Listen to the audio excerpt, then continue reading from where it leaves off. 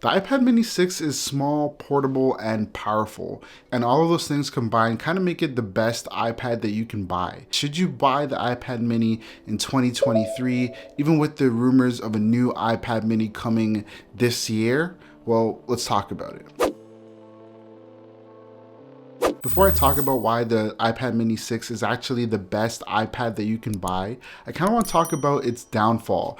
And the same thing that makes it a great iPad is the thing that makes it probably one of the worst iPads you can buy. Hear me out. The iPad is small, and depending on what you do with an iPad, this may be a deal breaker for you. After using the iPad mini for as long as I have, I can say that it hasn't bothered me, but there are times where I look at its bigger siblings with envy and jealousy. Look, I'm gonna be completely honest, watching content and taking notes on a larger screen just generally feels good. And with that said, if you do drawing and creating content, then the iPad mini 6 is not going to be the one that you should buy in 2023. Let's get that out the way. However, like I said a couple of seconds ago, the size is actually the iPad mini's superpower. Let's talk about portability. What the iPad mini 6 has that the other iPads don't have is portability. The iPad mini 6 packs an 8.4-inch liquid retina display that can fit inside your pocket. So that means that whenever I'm on the go, like I'm outside the crib and I need to use an iPad, I literally just have to reach into my pocket and then I have an iPad, the power of an iPad right inside my jacket pocket or my hoodie pocket.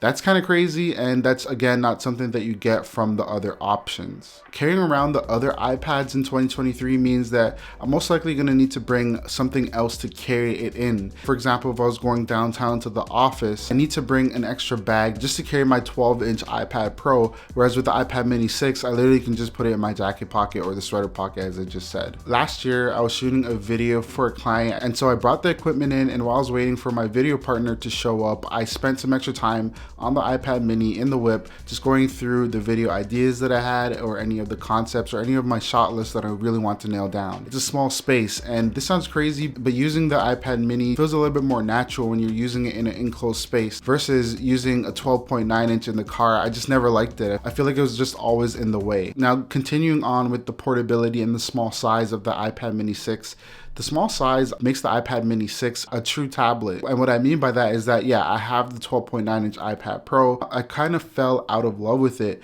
because I felt like it was not a tablet. It was literally just trying to be a replacement for my laptop, and to be frank, it wasn't really a good replacement for that. But the iPad mini 6 allows me to do tablet things. So it's perfect for reading books. It's great for watching content. It is also good for being able to take notes whenever you're on the fly or on the go or in class. The small size really allows you to do tablet things with it more so than you can do on the other tablets. Like I said, taking notes with the iPad mini 6 has been near perfect, and it's the perfect companion for taking notes. I sometimes use Notability, but a lot of times I'm just using the native Apple Notes app, and it allows me to get my thoughts down wherever I am. And again, the mini being so small means I can do this just about anywhere. Now, if you're still watching this video, make sure to hit the subscribe button. I have a lot of Apple content coming soon, especially with the new M2 Max.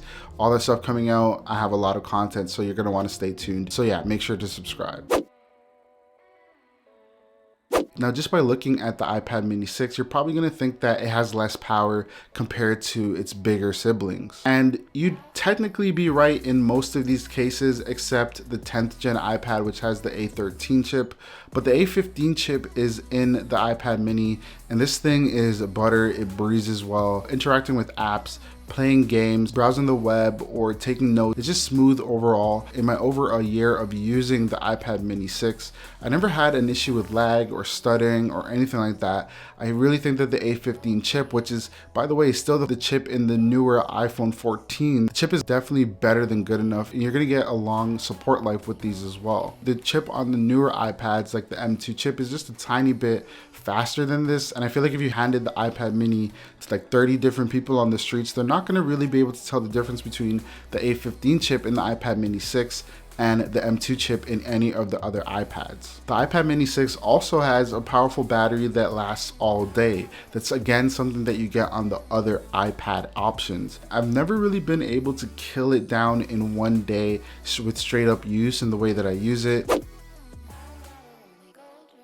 And look at this. Look at the bottom right there. You see that? That is, it's probably not in focus, is it? Intercut some B-roll. That is USB-C at the bottom of the iPad mini 6. And yeah, you get that on all of the other iPad options except the 9th gen iPad. But let's say I'm at a shoot and I kind of want to see how my photos are turning out. I can easily edit them in Lightroom. And this is a device that I probably brought with me inside my pocket. Okay, so I think I've nailed the point home. Should you still buy it in 2023? Because a lot of people might be listening to the rumors that at the end of this year, there will be a new iPad mini coming out that's gonna replace the iPad mini 6. And my answer to that is go for what is actually out now and don't listen to the rumors. You shouldn't really make purchasing decisions based on what you think might happen in the future. And what's confirmed is that the iPad mini 6 is a really, really great option. And yeah, if it was me and I was in your shoes, I'd probably go with the iPad mini 6. If you disagree with my opinion though, let me know down below in the comments. Or if you have any questions about the iPad mini 6 or the new iPad mini 7, the rumors, you want to talk about it, let me know down below in the comments. Don't forget to give the video a thumbs up and make sure to subscribe if you haven't subscribed already. I'm telling you, I got a lot of content coming. Thank you so much for watching and I will see you in the next one. Peace.